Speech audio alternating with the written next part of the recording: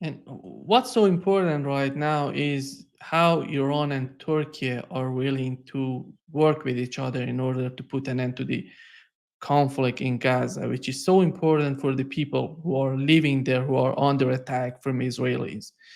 And do you think that we had the same kind of mindset in the Soviet Union, China right now? Nobody would have ever thought that Russia and China getting together the way they are right now. They are getting together, they are getting better, improvement, and a lot of improvements, a lot of in their foreign policy, in their military policy. And we had the same thing between China and India. They're getting along with each other. When we are going to have that watershed moment between Iran and Turkey, which we know is so important for people of Gaza, for Palestinians? Well, Turkey is in a very complicated situation. On the one hand, it is a part of NATO, and on the other hand, it is seeing the world tilt away from NATO. So we do see a growing interest in BRICS, which the leadership in Turkey has expressed, but at the same time, we don't see a determination or the will for the Turkey to leave NATO and the Western Bloc. It's not just an issue of different political parties. I think the political establishment in Turkey still tilts towards the West, and that is the, I think, key reason why Iran and Turkey are not able to go a great deal further together in defense of the Palestinian people than what they're doing now. Turkey and Iran politically, they're cooperating with regards to uh, media and public opinion. I think both countries are, in general, supporting the Palestinian people. I don't know about the all of the media in Turkey, but from what I understand, the general uh, the pro-government media, at least, is supportive of the Palestinian people. I would imagine that the same is true with other parties as well under these circumstances. But again, the problem is the EU, it is NATO. The EU is never going to allow Turkey to join. I think that's obvious to everyone. And I personally don't think the EU has much of a future. The challenges that the European Union are facing today, and the challenges that NATO is facing today, um, I think that make it questionable whether they will last in the long term. But in any case, uh, Turkey is where it is right now. Yeah. Recently, we've learned that the foreign minister of Iran was talking about that they're not having any sort of indirect talks with Washington, and which was so crucial in managing this situation so far. Why do we know why did the Pezeshkian administration decide not to have any sort of talk anymore with the United States? I think the main reason is that the United States has been deceiving Iran. Um, I don't know about many of the messages that have, or the negotiations, the indirect negotiations that have taken place. I don't know about the details, but I do know that the sort of things that the Americans have been saying to the Iranians have turned out to be very far from, very, very much detached from the reality that's taking place on the ground, or that they say or they promise to do things uh, in order to stabilize or to decrease tensions, or to bring about a ceasefire, and in reality they simply are have been trying to buy time from Iran. So the Iranians have said that they're going to halt all indirect negotiations. I don't think that necessarily means that if someone brings a message from the United States, that the Iranians will not speak to that person. But the indirect negotiations that took place between Iran and the United States, I think, have been halted basically because the Iranians were telling the Americans, this is not working. We no longer trust you. We never did trust you, but we now see that these indirect negotiations are simply a tool to buy time for the Israeli regime and for yourself so that they can carry out the genocide and so that you can reach election day without paying the consequences for your support for genocide. So I think it's more of a statement to the United States, a declaration to the United States and to Western countries that uh, Iran won't accept. Iran won't be fooled or deceived by their attempts to guide events through empty promises. And right now, with this new air defense system from Israel, from the United States to Israel, they call it the THAAD air defense system, which is a kinetic air defense system, doesn't have a warhead, cannot be used offensively. We know all of that. It's not a new air defense system. I talked with many military professional, many military analysts. They're thinking that is not a game changer when it comes to the conflict in the Middle East. But do you think at the same time the Biden administration is trying to do something to calm down the Israeli government, the Netanyahu administration, or they're sending a message to Iran that they're going to support Netanyahu for whatever he wants to do? I don't think they need to send a message to Iran to point out that they are supporting Netanyahu no matter what he does. But I do think it is a concession to Netanyahu, like all the other concessions that they always give to him. I don't think it's going to make a big difference.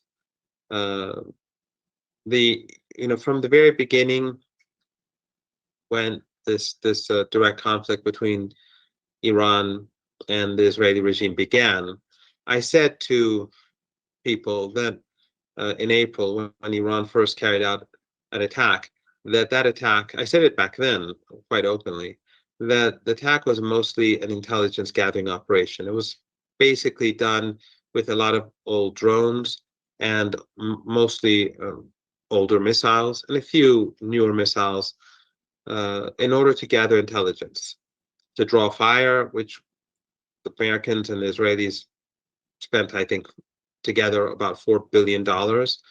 But more important than the cost was for Iran to figure out what sort of capabilities they had, because they really went all out.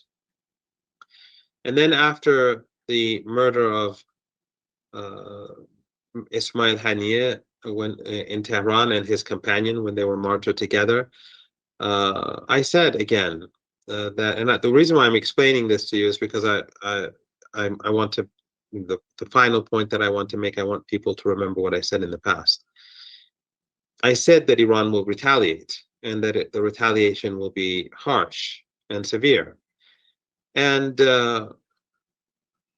gradually there was growing skepticism, and I had the final discussion I had was with Piers Morgan, where he was saying that Iran is not going to do anything, and I told him that it's coming, and it literally happened the day after. It's not because I had any inside information, but it's because I have an understanding of what goes on in Iran. And I think it's best for people in the West and elites to recognize that uh, nothing is going to stop an Iranian retaliation if the Israeli regime strikes. The THAAD system is not going to stop it. In fact, uh, all it is going to do is it's going to show that not only have the Israelis failed to stop Iranian missiles, but it's going to show that the Americans will fail in stopping Iranian missiles. And I think that's not going to be good for the United States when it wants to sell weapons to the rest of the world, for it to be seen as incapable. Iran will hit, no, regardless of what the Israeli regime does to Iran. Whether they strike military targets, whether it goes beyond military targets, whether it's a mild attack or a very heavy attack, the Iranian response is going to be much, much harsher, much more harsh. it is not going to be the same as the Israeli attack. And so in the West, they can interpret it in whatever way they like. They will always try uh, to spin the situation to make it seem like Israel is strong, which is fine.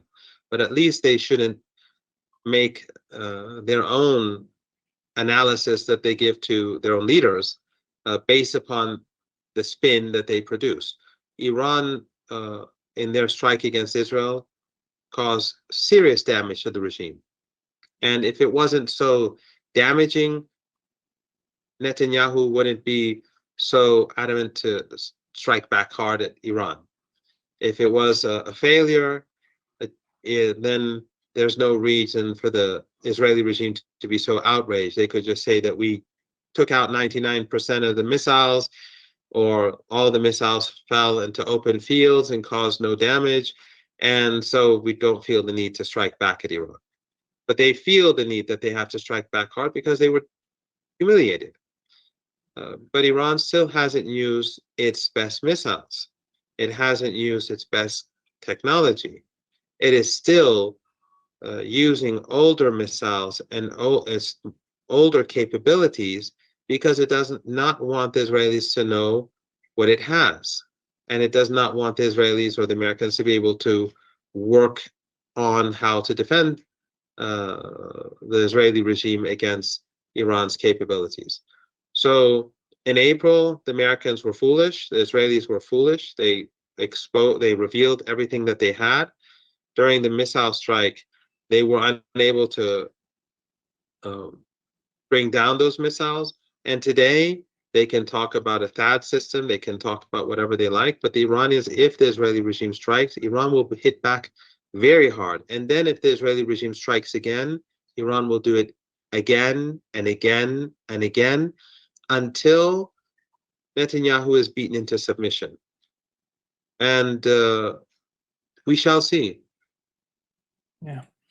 And in your opinion, right now, what's going on between Israel and Lebanon, and right now between and Iran and Israel? How much of what's happening right now is related to distracting people from what's going on in Gaza? Because yesterday, or the day before yesterday, they were attacking Al Aqsa Hospital. They were burning people alive in the hospital, which it's unbelievable when you look at the pictures and you look at the videos, footages coming out of this attack. How do you find this concept, the way that the Netanyahu is trying to some sort manipulating the public opinion, the international public opinion? Well, it's not just Netanyahu, it's the collective Western media. You recall as well as I that a year ago, when the first hospital was bombed, they killed 500 people, according to some estimates. And there was global outrage. And then immediately, the Western media started claiming that a rocket that had failed uh, hit the hospital. And even if a small rocket that the resistance was firing had struck the hospital, you would have had maybe a few people killed if it just hit right in the middle of them. Not 500 people. It wouldn't have wiped out. So the Western media knew they were lying. But just like on October the 7th, where they lied about beheadings and about rape in order to justify the uh, the, the genocide in in in Gaza, they tried to blame the victim so that they could decrease the global rage, so that the Israeli regime could continue with its genocide. What we saw a few days ago again was the same thing. They attacked the hospital. People burned alive. Were burned alive. We saw it. We saw the footage. But for example, Sky News went and tweeted about Iran and used this image as if this had nothing to do with Gaza. And And also, we saw how Sky News, for example, I mean, the other media outlets are more or less the same, but Sky News, I think, is more crude these days in its propaganda.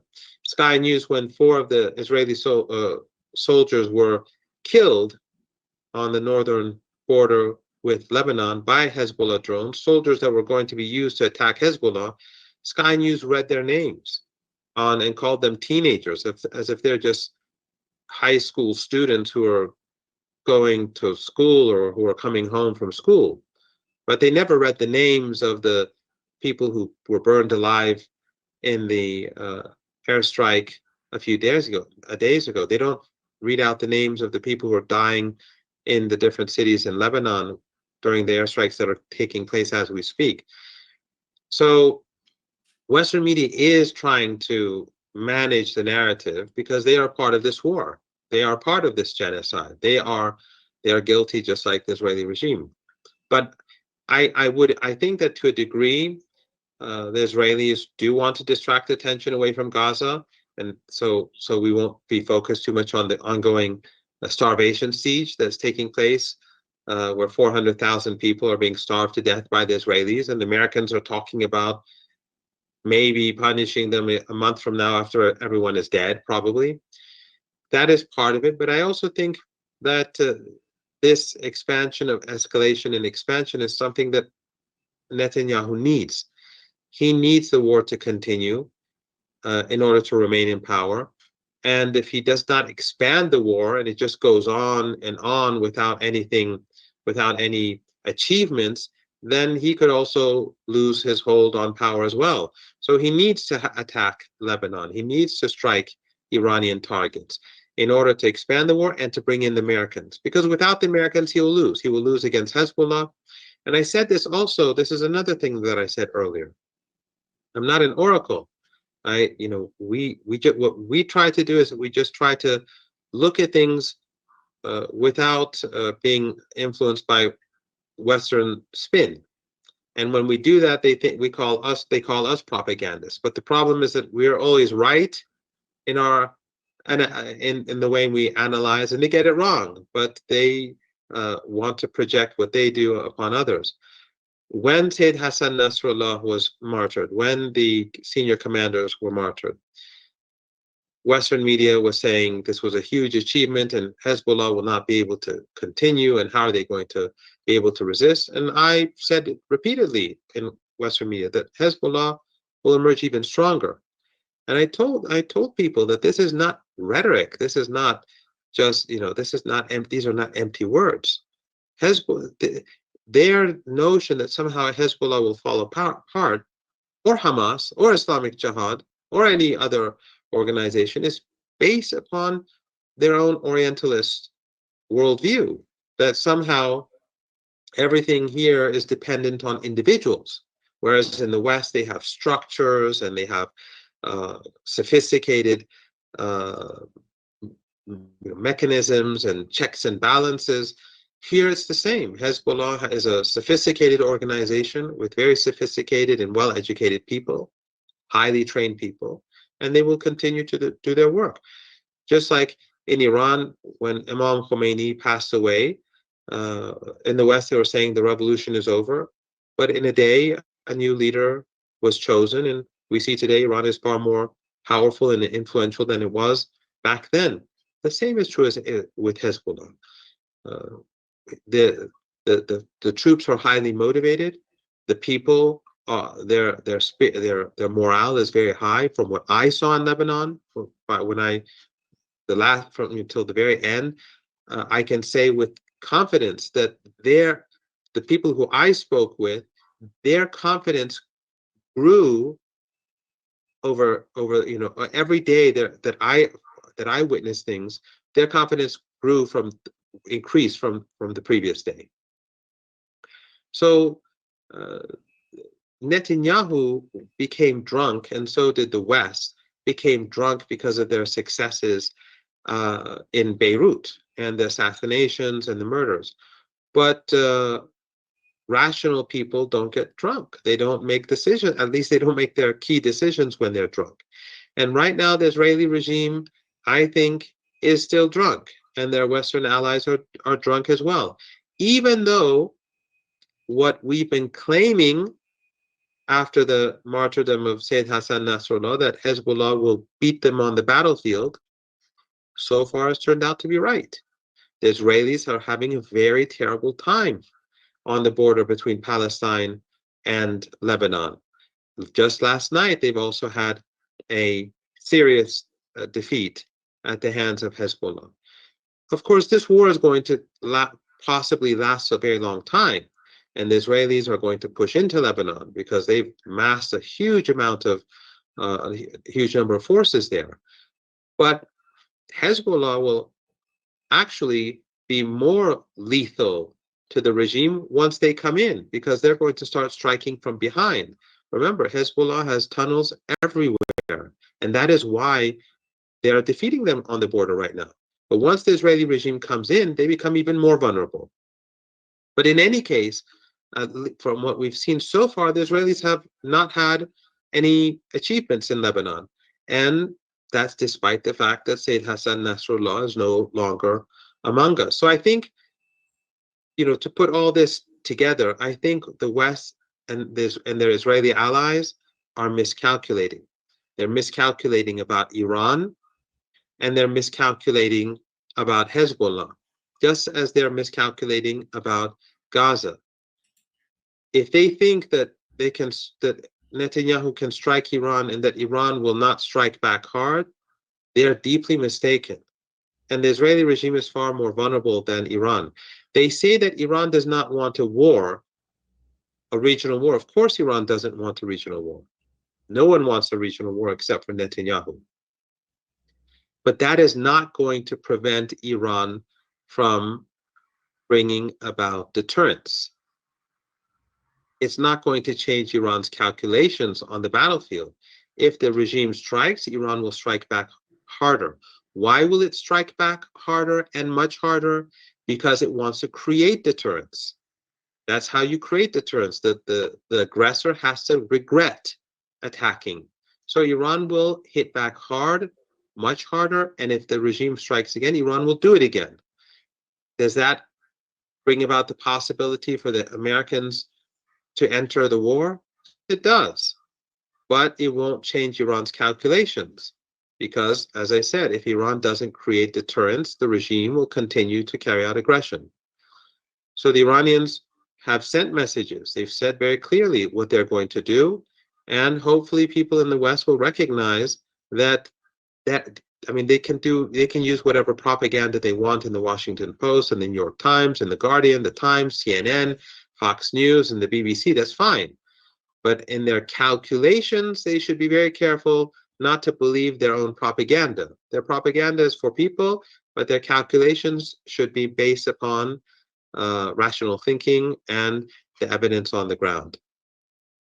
Yeah, when you look at the way that they went after Hezbollah by assassinations of Sayyid Hassan Nasrallah together with commanders, and right now they're trying to went on the ground in the southern part of Lebanon, and at the same time they're trying to put a lot of pressure on the political parties in Lebanon to isolate Hezbollah politically. How do you find in that direction? Are they going to be successful? Are they going to achieve anything in Lebanon with the current phase? You've been in Lebanon recently. You know what's going on there. How do you find it in terms of the political pressure going to Hezbollah? Well, we have to keep in mind that that's what they've been saying in Yemen. They've been trying to do the same thing in Yemen. Has it achieved results? No. Why? Because in Yemen today, Ansarullah, or the Houthis as they call them in the West, they're much more popular than ever before. Not just in Yemen, but across the world, across the region and across the world, even beyond the region. There's evidence of that. But Ansarullah inside Yemen is also more popular. No one, or very few people at least, want to be seen fighting Ansarullah as Ansarullah is fighting Israel. In Lebanon, the same is true. The Palestinians they're not going to, the Palestinian refugees in Lebanon, they're not going to move against Hezbollah because Hezbollah is fighting for them. The Sunni community in Lebanon has tilted dramatically towards Hezbollah, and they are overwhelmingly now seeing through the what NATO, they now see very clearly what NATO did to Syria.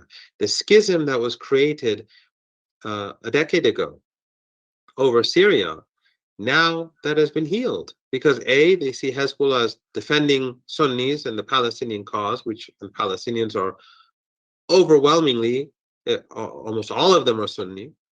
There are some Christians, maybe a handful of Shia, but they're Sunni. And also they see that the same people who are supporting the dirty war in Syria are the ones who are killing the Palestinians today. Israel was supporting the Syrian armed groups. NATO was supporting them, and so were countries in our region that are allied to the United States. And those countries that are not today helping kill Palestinians, they're quiet. They're doing nothing. The best of them is Turkey, which just talks. It doesn't do anything in practice. So Sunnis in Lebanon have now tilted towards Hezbollah. The Christians, Iran may be despised by the West, but in our region, Christians in Syria and Iraq and Lebanon and Palestine know that Iran, Hezbollah, and their allies have always protected the Christians. So a large segment of the Christian population in Lebanon is officially, they are Hezbollah allies. They may have differences, some of them with Hezbollah, but the only group that is really seriously trying to move towards some sort of civil war in Lebanon is the Lebanese forces and those who are close to the Lebanese forces.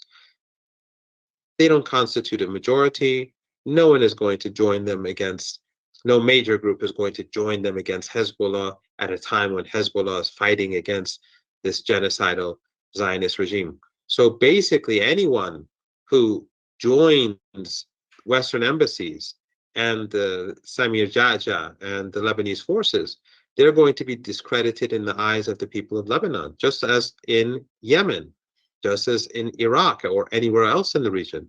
No one wants to be seen, no sane person wants to be seen as siding with the Israeli regime, because now across the world the regime is despised. In our region, obviously, the hatred goes even further because people are watching the news live. They see the Palestinians and the Lebanese on Arabic television every day. So this is going to fail. And people like Samir Jaja and the Lebanese forces, these are the same people who carried out massacres in the 1980s on behalf of the Israeli regime, and with the Israeli regime, they slaughtered 4,000 Palestinians in the Sabra Shatila camp.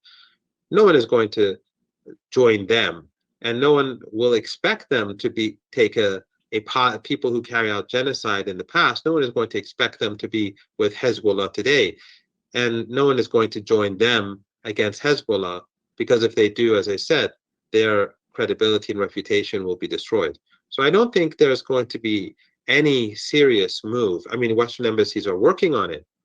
Their people are working on it. They're working with the Lebanese forces and others to try to do something, but it's not going to work. And recently we had the foreign minister of Iran going to Saudi Arabia talking with them. Do we know how the Iranian government, the Pezeshkian administration is trying to manage the situation, considering the Arab states and the way that they can be used to attack Iran, Israeli attack on Iran? What do we know from that? Are they gonna collaborate with Israel? Do they have any sort of response, rigid response to Iran, that they're not gonna be there supporting Israel? What do we know from these meetings? Again, I think it's going to be very difficult for anyone to cooperate with the Israeli regime because it only undermines their legitimacy in the eyes of the public. the public across the region is already very unhappy with those governments that are not actively supporting the Palestinians and the Lebanese, whether it's Saudi Arabia or Jordan or the Emirates or Egypt or Turkey. It doesn't matter. Any government that's not supporting the cause is frowned upon. So if any of these governments actually help the Americans or the Israelis, for that matter, in striking Iran, under these circumstances where genocide is being carried out and genocidal attacks are being carried out in Lebanon as well, alongside the genocide in Gaza, it's only going to make their situation, the situation for these governments, more difficult to manage. And as we discussed, I think before, and often things seem quiet and calm, but a small spark could lead to a forest fire. We saw that when the young man in Tunisia burned himself alive for a local grievance. It had ramifications across the region. That's one issue. The second is that the Iranians have already warned these countries that if their airspace is used or if their territory is used in any way or form against Iran, they will be seen as hostile. And these countries, all of them are extremely vulnerable. None of them are strong countries. All of them are very vulnerable. If Iran just, let's say, fired a few missiles at the Emirates, the country would probably collapse. Saudi Arabia could not win a war against Ansarullah years ago. It's completely vulnerable. So I think that they all got the message, and they will try very hard not to be a source of tension. But at the end of the day, if the Americans do, and here I'm speaking about the Americans, if the Americans do enter the fight, none of these regimes can escape the fact that the Americans are hosted in their countries. And the Iranians, when it becomes an existential threat, then Iran will not hold back. And all of these countries, all of these family dictatorships, they're extremely vulnerable because they're not popular. It doesn't matter if it's the Emirates or if it's anyone else in the Persian Gulf region. They're not popular. So if they get hit, the global economy will collapse, but so will these regimes. So I find it very difficult to imagine them allowing the Israelis to use their territory, except for maybe Jordan, because it is so compromised and so weak and so dependent on the United States, the king, to maintain power. And I'm sure that they are begging the Americans not to enter any conflict with Iran because of the consequences it would have for them.